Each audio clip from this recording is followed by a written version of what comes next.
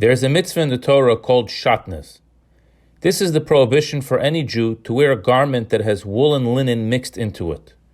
In today's day and age, with our clothing being commercially produced, it is difficult to know if a garment has any threads of wool and linen together. As a matter of fact, I recently read that a garment can have up to 2% of other materials and still be labeled as if it was 100% wool. Additionally, the linen can many times be in the shoulder pad or other places under the shell of the garment, and therefore it won't show up on the tag. Therefore, if one purchases a garment that has either wool or linen in it, one should bring it to an expert to check for shatnez. And if it does have shatnez, they are usually trained to safely remove it from the garment. There is no reason for this prohibition given in the Torah. This is one of those commandments that we do strictly because God told us to. However, some of our sages have offered possible reasons to help us appreciate this mitzvah. The Rabbeinu Bechaye traces back the origins of this prohibition to almost the beginning of civilized time, to the first children born in this world, Cain and Abel. The Torah teaches in the beginning of Bereshis how Cain brought a sacrifice of flax from which linen is made. Abel sacrificed sheep, producers of wool. God accepted Abel's sacrifice, but not Cain's, and then Cain killed his brother Abel.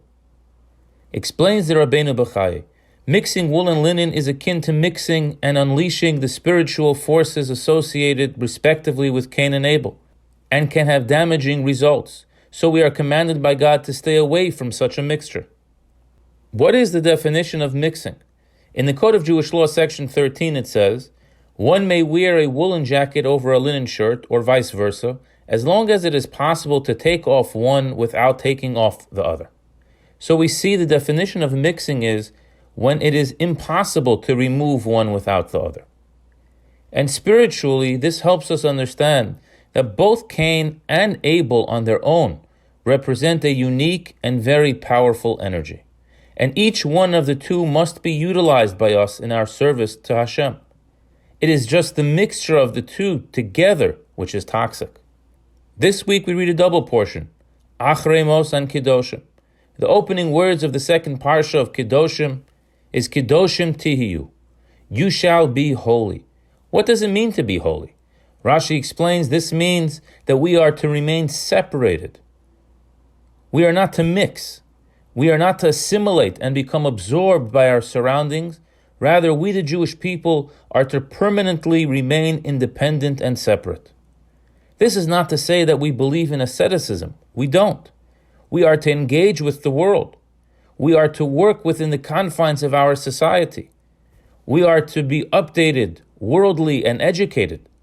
However, it must be done in a way that it does not interfere with our Shabbos or kosher or other observances.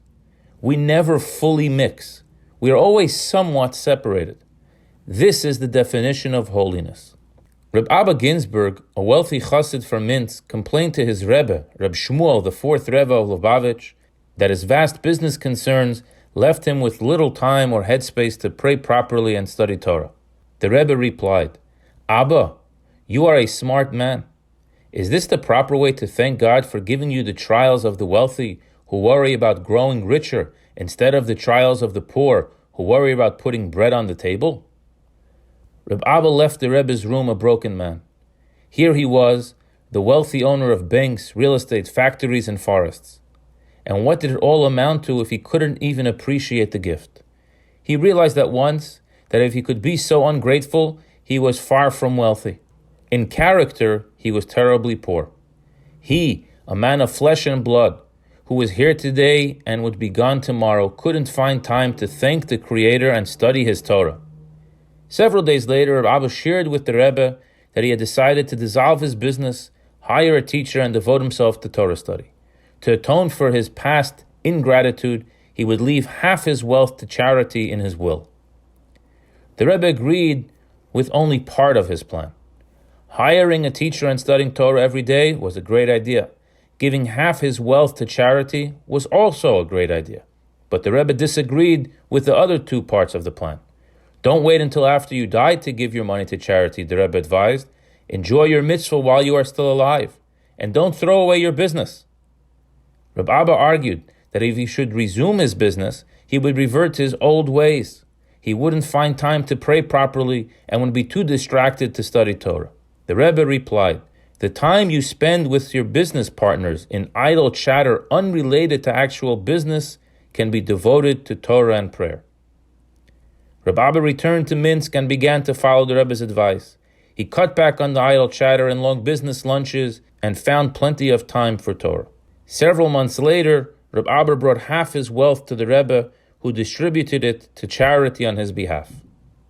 Torah is very important and must be studied every day, but that doesn't mean that we throw away our business. There is a very important energy that the business world brings, that only the business person can appreciate and elevate. But as a Jew, we are to remember Kedoshim tihiyu. You are to remain holy. You are to remain engaged, but never attached. Wool is great and linen is great, and they can even be worn one directly on top of the other. But never can they be worn when it's part of the same garment. This concoction of positive energy produces a harmful and dangerous outcome. Our job is to be a light unto the nations. We need not assimilate. We can and must positively influence and affect change as observant and proud Jews. Good Shabbos.